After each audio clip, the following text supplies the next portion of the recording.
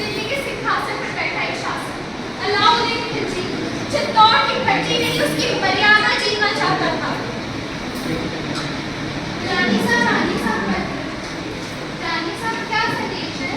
10 दिन में पद्मिनी या महाराज का कटा शीश निर्णय चित्तौड़ का होगा। रानी साहब अब हम क्या करेंगे? कह दो सुल्तान से पद्मिनी दिल्ली अवश्य आएगी।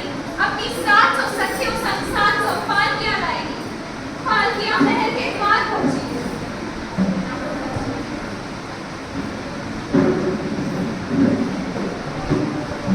पर पर्दों में नारी का श्रृंगार नहीं, रण का हुंकार छिपा था। हर पालकी में एक वीर और हर सांस में विजय का विश्वास छुपा था।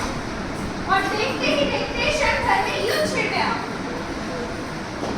और फिर युद्ध से खबर मिली कि महाराजा रत्न सिंह गद्दी को प्राप्त हो। यह सुनते ही रानी पल भर के लिए निशब्द रह गई और फिर दृढ़ स्वर में बोली, हर युग में धर्म युद्ध हुआ है, सत्य और असत्य के बीच, जैसे भगवान श्री राम और रावण के बीच, पांडवों और कौरवों के बीच, और आज राजपूतों और खिलजियों के बीच।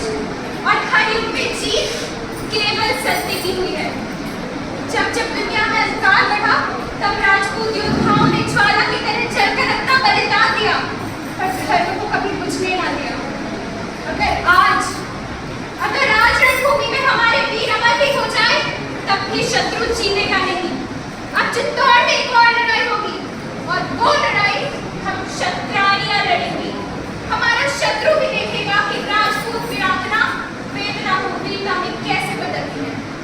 जिस पवित्र अग्नि को साक्षी मानकर साथ जीने और मरने का वचन दिया था, उसी पवित्र अग्नि को आज फिर जलाएंगे। सौंप देंगे अपने आप को साथ में, और साथ मिलकर जौहर करेंगे। यह शरीर राख हो जाएगा, पर अमर रहेगी राजपूती शान, हमारे उसूल, हमारा स्वाभिमान। और यही अलाउद्दीन खिलजी की सबसे बड़ी हार होगी।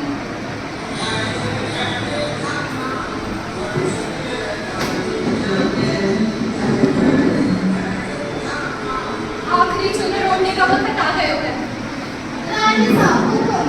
गढ़ के दरवाजे बंद कर दो।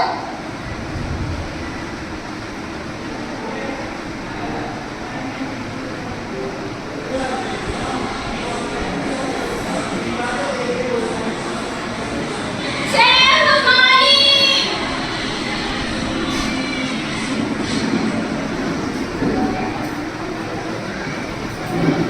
और फिर इतिहास में वो अध्याय लिखा जिसे सदैव कभी मिटा नहीं हो सका।